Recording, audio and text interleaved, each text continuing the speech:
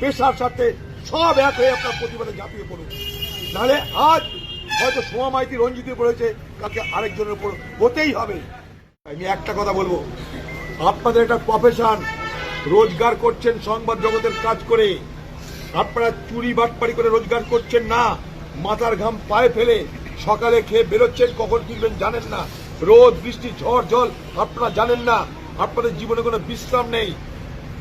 তাই সমস্ত সংবাদ জগতের সঙ্গে যুক্ত প্রত্যেকে যে পার্টি করুন, যে পার্টিকে ভোট দিন, কোনো দিকে তাকানো দরকার নাই, পেশার স্বার্থে একদম পেশা পেশা পেশা, এটা আপনাদের পেশা প্রফেশন, পেশার স্বার্থে সব এক হয়ে আপনার প্রতিবাদে ঝাঁপিয়ে পড়ুন।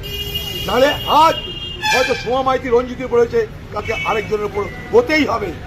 কারণ এই ঘটনা যদি প্রশ্রয় দেওয়া হয়, তাহলে এই সমস্ত অপরাধীরা এ বাংলায় আরো দৌরাত্ম্য করার, আরো হামলা করার তারা অধিকার পাবে। একটা মেয়েকে প্রকাশ্য রাস্তায় পুলিশের সামনে যদি প্রকাশ্য দিবালোকে যদি মধ্যযুগীয় কায়দায় অত্যাচার করতে পারে, সে মেয়েটা কথা বলতে পারছে না, চুলের মুঠি ধরে টানতে টানতে নিয়ে যাচ্ছে। কোন সমাজে বাস করছি আমরা? কিসের সমাজ এটা? আমার ঘরে তো মা বোন আছে, আমার ঘরে তো মেয়ে আছে, তাদের জন্য তাদের উপরে হলে কি মেনে নিতাম আমরা? তাদের না আরেকজনের উপর হলে মানবো কেন আমরা? কি হচ্ছে এগুলো?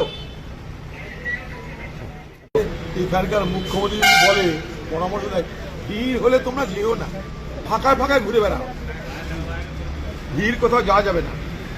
এই বাংলা তো সারা ভারতবর্ষে সব থেকে বেশি জনসংখ্যা বসবাস করে এই বাংলায়, ডেনসিটি পপুলেশন সব থেকে বেশি এই বাংলায়।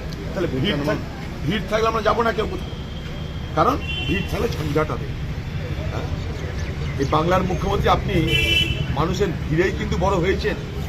সেদিন যখন সংবাদ মাধ্যম আপনার ছবি তুলত, যখন আপনার নেতৃত্বে কলকাতার বুকে 13টা যুবক ছেলে গুলি খেয়ে মারা গেল, সেদিনও থোবড়াটা দেখে আপনি ছবিটা তুলেছিলেন। হ্যাঁ, ছবিটা তুলে প্রমাণ করতে চেয়েছিলেন আপনি যে দেখো আমি কত বড় বিপ্লবী, কত আন্দোলন করছি।